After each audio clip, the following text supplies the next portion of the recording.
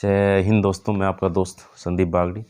दोस्तों, आज का जो हमारा सेशन रहेगा, इस सेशन के बारे में जैसा कि आप देख रहे हैं और महत्वपूर्ण जानकारी, और आपने मेन पोस्ट पे भी देख लिया होगा कि ये एक ऐसा वीडियो है जो किसी भी एग्ज़ाम में, कोई भी आप एग्ज़ाम देते हैं तो इसमें से 2-3 क्वेश्चन तो महत्वपूर्ण क्वेश्चन बने ही बनेंगे। 2 क्वेश्चन तो मान के ही चले, कोई सा एग्ज़ाम दो आप, चाहे आप रीट का दो, सीईटी का दो, सब इंस्पेक्टर का दो, यूआरओ का दो, कांस्टेबल का दो, किसी का भी एग्ज़ाम दो।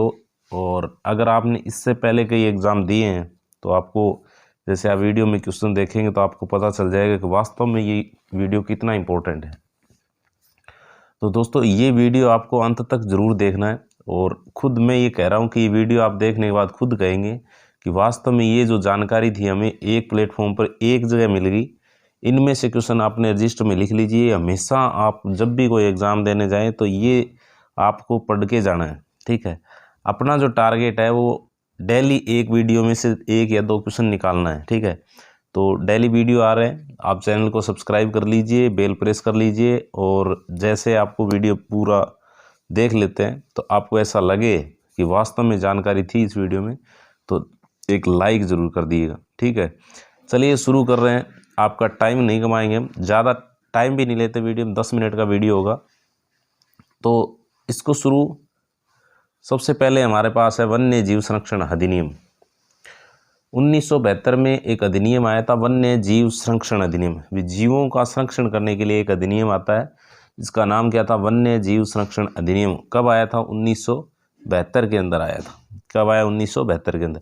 अब जैसे जैसे आप हर एक टॉपिक देखते जाएंगे तो आपको लगेगा वास्तव में ये इंपॉर्टेंट है, ये भी इंपॉर्टेंट है, सारे तथ्य इंपॉर्टेंट है जो आगे एग्जाम में आ सकते हैं, ठीक है। तो हर एक चीज़ को आपको ध्यान रखना है। सबसे पहले वन्य जीव संरक्षण अधिनियम 1972 में आया, राइट। उसके बाद दूसरा जो आया था प्रोजेक्ट टाइगर। देखो, जीवों के संरक्षण के लिए एक अधिनियम 1972 में जब आ गया था, फिर क्या हुआ? टाइगर को बचाने के लिए, ये तो पूरे जीवों के लिए था, 1972 में आया, वो सभी जीवों के लिए था, ठीक है। लेकिन टाइगर, स्पेशल एक टाइगर के लिए एक अलग अधिनियम आया 1973 में, क्योंकि टाइगर जो बाघ है जिसको भारतीय पशु का दर्जा दे दिया गया था, इसलिए प्रोजेक्ट टाइगर आया था। और क्वेश्चन सीधा आता है, प्रोजेक्ट टाइगर कब आया था? 1973 के अंदर, ठीक है, 1 साल बाद। फिर आता है हमारा वन संरक्षण अधिनियम 1980 में। अब यहाँ आप हजल होते हैं, एक तो वन्य जीव संरक्षण अधिनियम है और एक वन संरक्षण अधिनियम है। तो वन्य जीव संरक्षण अधिनियम का मतलब 1972 में पहले आएगा, और उसके बाद आएगा वन संरक्षण अधिनियम 1980 में। वनों को बचाने के लिए जो अधिनियम आया, वन संरक्षण अधिनियम आया 1980 में आया था, ठीक है। इसके बाद आया दोस्तों पर्यावरण संरक्षण अधिनियम 1986 में। पर्यावरण संरक्षण अधिनियम, पर्यावरण को बचाने के लिए जो हमारा इस समय हम जो सामना कर रहे हैं अपने ग्रीन हाउस गैसों से, उससे बचाने के लिए एक पर्यावरण संरक्षण अधिनियम 1986 में आया था। ये भी बहुत ज़्यादा इम्पोर्टेंट है, ये बहुत एग्जामों में पूछा गया है। हर एग्ज़ाम में इनमें से कोई ना कोई, या तो ये आ जाता है या फिर ये आ जाता है, यह आ जाता है, कोई ना कोई क्वेश्चन आता ही आता है। तो पर्यावरण संरक्षण अधिनियम 1986, ठीक है। और मैंने इनको क्रम से लिखा है ताकि आप 2-4 खुद आप हैंड राइट अपने हाथ से लिखें और 2-4 बार पढ़ें इनको, ठीक है। ऐसी जगह चिपका लें जहां आप डेली इस पर नज़र जाती हो, ये याद हो जाएंगे आपके। फिर इसके बाद पर्यावरण संरक्षण अधिनियम, पर्यावरण के बाद आता है दोस्तों पर्यावरण को बचाना है, इसलिए पर्यावरण को खतरा किस किस से है? एक तो ओजोन गैस से है।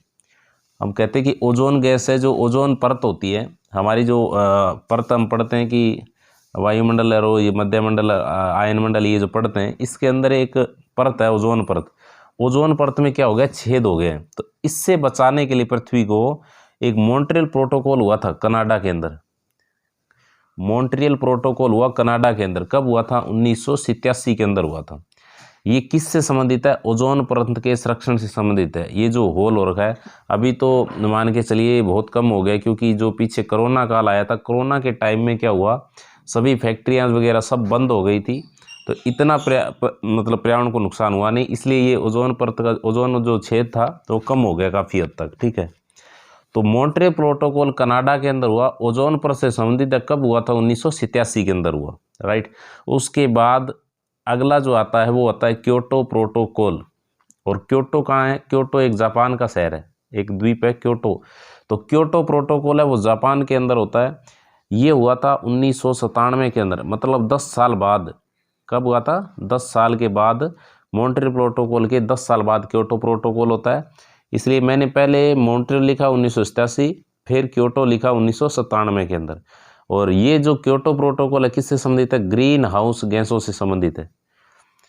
इन चीज़ों को आप मिक्स मत कर देना कि मॉन्ट्रियल प्रोटोकॉल तो ग्रीन हाउस से था और क्योटो प्रोटोकॉल ओजोन से था।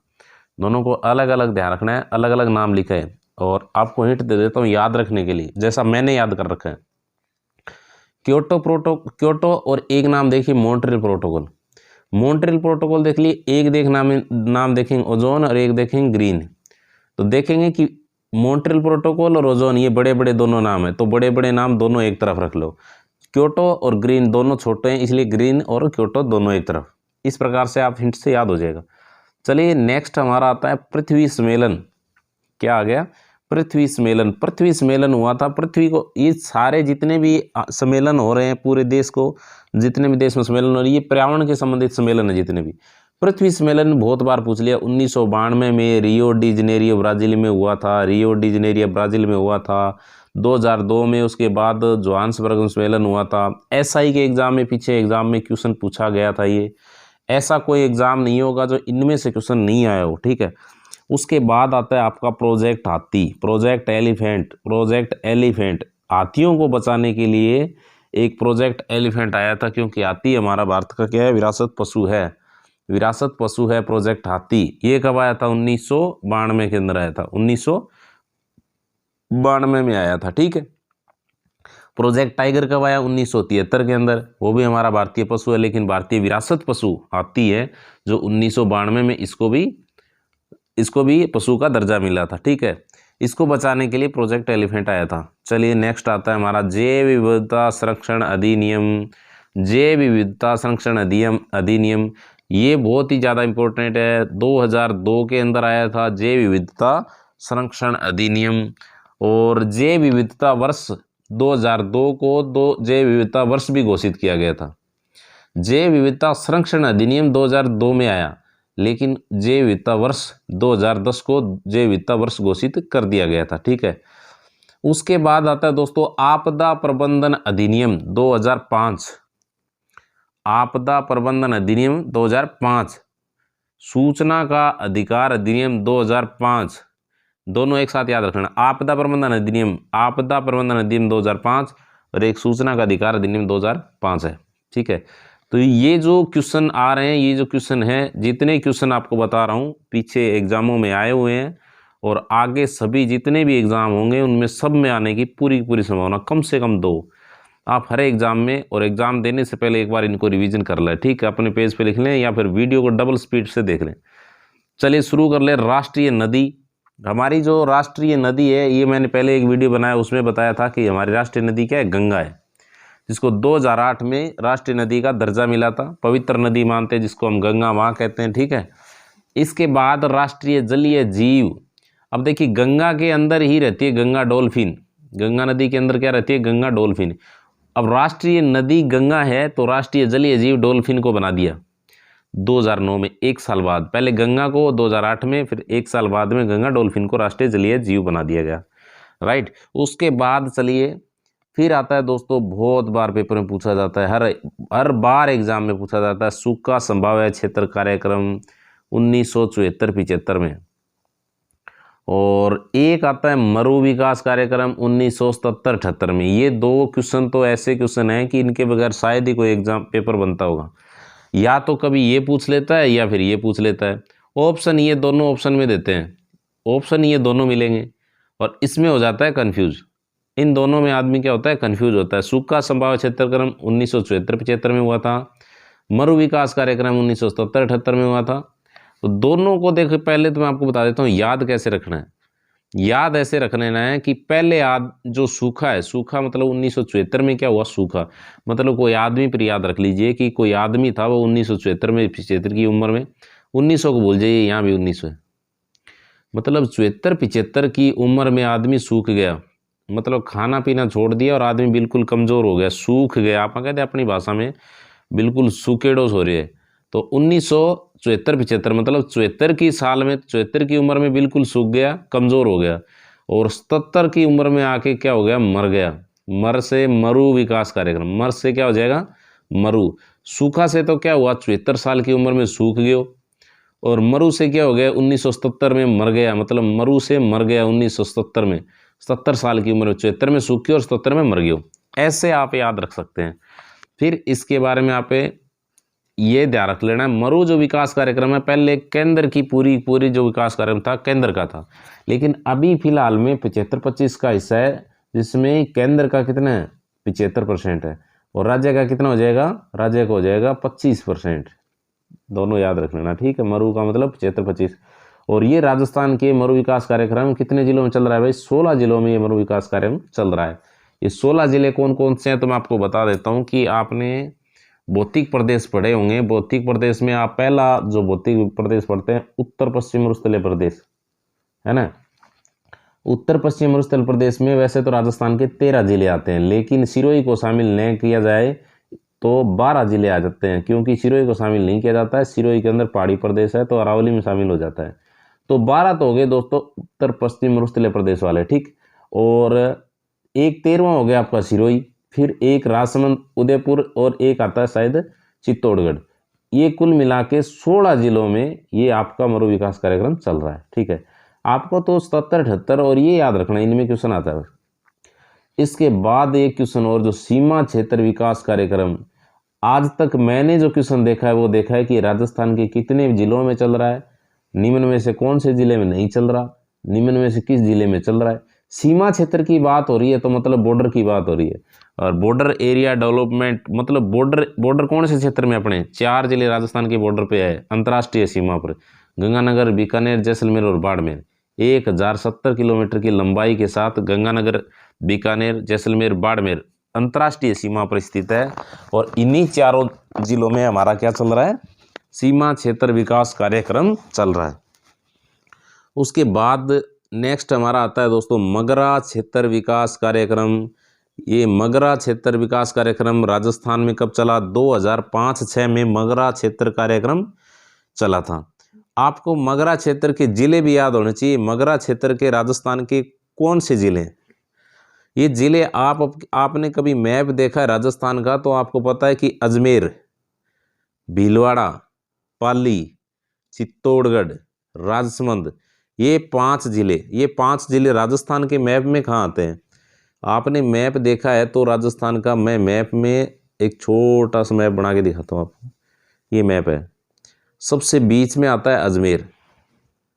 कहाँ आएगा, बीच में अजमेर, और अजमेर के जस्ट नीचे आ जाता है भीलवाड़ा, आयताकार आकृति, ठीक है। और भीलवाड़ा, अजमेर, और इस साइड में यहाँ नीचे आ जाता है पाली, ठीक है।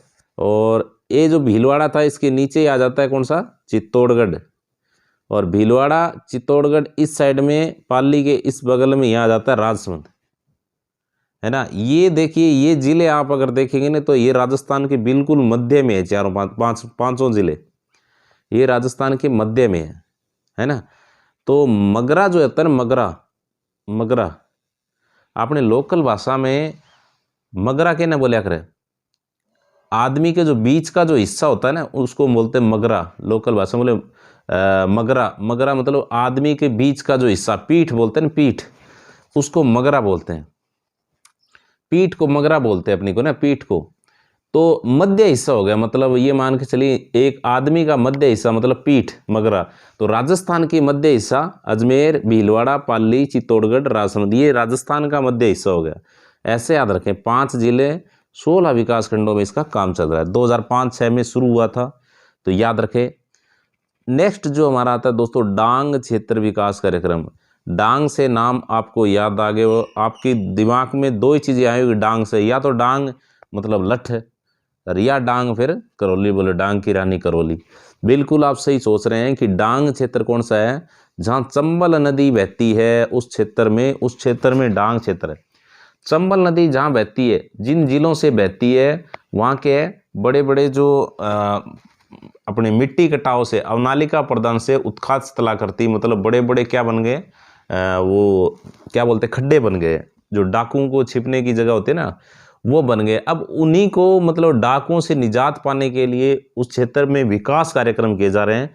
और वो जिले कौन कौन से हैं, तो दोस्तों चंबल नदी जहाँ बहती है वो सारे जिले आ जाएंगे, 2 संभाग के। कौन कौन से संभाग, सबसे पहले चंबल नदी प्रवेश करती है राजस्थान के अंदर, तो कोटा, बूंदी, बारां, झालावाड़, ये चारों जिले आ जाएंगे। कौन सा संभाग आ गया, कोटा संभाग पूरा, कोटा, बूंदी, बारां, झालावाड़, इन जिलों में चलेगा डांग क्षेत्र कार्यक्रम। फिर आगे आपका दोस्तों आगे सवाई माधोपुर, धौलपुर, करौली और भरतपुर संभाग आ गया। तो कोटा संभाग और भरतपुर संभाग में डांग क्षेत्र विकास कार्यक्रम शुरू हुआ था। तो कौन कौन से जिले आ जाएंगे, तो ध्यान रखना, कोटा, बूंदी, बारां, झालावाड़, कोटा, बूंदी, बारां, झालावाड़, सवाई माधोपुर, धौलपुर, करौली और भरतपुर, राइट। ये राजस्थान के 8 जिले में और 8 की 26 पंचायत समिति में चल रहा है। ये 26 आप याद रखें, रहे तो ठीक है, नहीं तो इनकी कोई ज़्यादा ज़रूरत है नहीं। ये जरूर रखें कि डांग क्षेत्र कार्यक्रम कब शुरू हुआ था, 1994-95 में शुरू हुआ। और मेन जो ये ध्यान रखना आपको, पुनः संशोधन होकर 2005-06 में शुरू हुआ था। नहीं तो फिर ऐसे याद रख लेना भाई, दोनों याद नहीं हो ना। ये देखो मगरा, मैंने जैसे कहा था ना, आदमी की पीठ होती है ना, उन मगरा बोलिया करे। तो ऐसे याद रखना कि डांग ने डांग आदमी के पीठ में पड़ा करे, मतलब डांग मगरा में पड़ा करे ना। तो 2005-06 में मतलब डांग कद पड़ेगा, डांग मगरा में पड़ेगा 5 और 6, बोले भाई तेरा डांग पड़ेगा 5-6, है ना। तो 2005-06 और 2005-06 मगरा और डांग दोनों याद रख लेना, ठीक। चलिए आगे शुरू कर लेते हैं। नेक्स्ट जो हमारा आता है दोस्तों, मेवात क्षेत्र विकास कार्यक्रम। इतना ज़्यादा इम्पोर्टेंट, मेवात से नाम देते ही एक ही ध्यान में आता है आपके कि अलवर और भरतपुर का जिक्र हो रहा है। और ये जो कार्यक्रम है शुरू कब किया गया था, 1986-87 में शुरू किया गया। मेवात क्षेत्र विकास कार्यक्रम कब हुआ, 1986-87 में। मेवात बोले तो 1986-87, मेवात क्षेत्र विकास कार्यक्रम 1986-87 में। फिर नेक्स्ट जो हमारा आता है दोस्तों, ऊंट व गोडावण संरक्षण अधिनियम। ऊंट को आपको पता है 2014 में 19 सितंबर 2014 को राज्य पशु का दर्जा मिला था। ऊंट को राज्य पशु का दर्जा कब मिला था, 2014 में ऊंट को राज्य पशु का दर्जा मिला था। और आप गोडावण का बता दीजिए कि गोडावण को राज्य पशु का दर्जा कब मिला था, गोडावण को राज्य पशु का दर्जा कब मिला था। ऑप्शन आप ये देख के, आपके लिए आज का क्वेश्चन है, आप कमेंट बॉक्स में लिख के जरूर बताएंगे। ऊंट और गोडावण का संरक्षण अधिनियम, मतलब ऊंट और गोडावण भी प्रजाति धीरे धीरे लुप्त हो रही है, तो इनको बचाने के लिए एक अधिनियम आया था। वो कब आया था, 2014 में आया था। तो ये बता देना आपको। चलिए अगला जो हमारा आज का अंतिम क्वेश्चन है, IUCN रेड डाटा जो लिस्ट जारी करती है, IUCN जो लुप्त प्रजाति हो रही है उनकी लिस्ट जारी करती है IUCN, international union for conservation nature. इसकी जो स्थापना है वो 1948 में हुई थी। इसकी स्थापना कहाँ हुई थी, 1948 में हुई थी। इसका मैंने मुख्यालय नहीं लिखा है, मुख्यालय इसलिए नहीं लिखा है कि आप इसका मुख्यालय देखेंगे, ये बहुत ज़्यादा इंपॉर्टेंट है। आप अगर खुद इसका सर्च मारेंगे तो आपको ये याद हो जाएगा, इसलिए मैंने लिखा नहीं है इसका। आप इसका खुद कमेंट बॉक्स में लिख के बताएंगे कि इसका मुख्यालय कहाँ है, और फिर नेक्स्ट वीडियो में फिर मैं बताऊंगा कि इसका अगर आपको नहीं मिलता है फिर मैं बताऊंगा इसका मुख्यालय कहाँ है। तो ये था हमारा आज का सेशन, आज का हमारा वीडियो। ज़्यादा लंबा चौड़ा वीडियो हुआ नहीं दोस्तों, और इस वीडियो में आपको खुद को पता चल गया हो कितनी महत्वपूर्ण जानकारियाँ मैंने आप तक पहुँचाई है। अब दोस्तों आपका काम है कि इस वीडियो को अपने दोस्तों तक पहुंचाना, लाइक करना, कमेंट करना, और सबसे मेन बात सब्सक्राइब करना। और इस वीडियो को सब तक पहुंचा दीजिए, मतलब इतना वायरल कर दीजिए कि भाई साहब पेपर तो GK बागड़ी साहब ही छापते हैं। और ये तो दावा है कि आगे आने वाला जो एग्ज़ाम है, कौन सा, रीट पे टारगेट है अपना। रीट का जो पेपर है ना, रीट का पेपर लगभग अपने वीडियो में से छाप देंगे। डेली का टारगेट है 1-2 क्वेश्चन डेली निकालना अपने 10-5 वीडियो में से, ठीक है। मिलते हैं नेक्स्ट सेशन में, जब तक के लिए जय हिंद।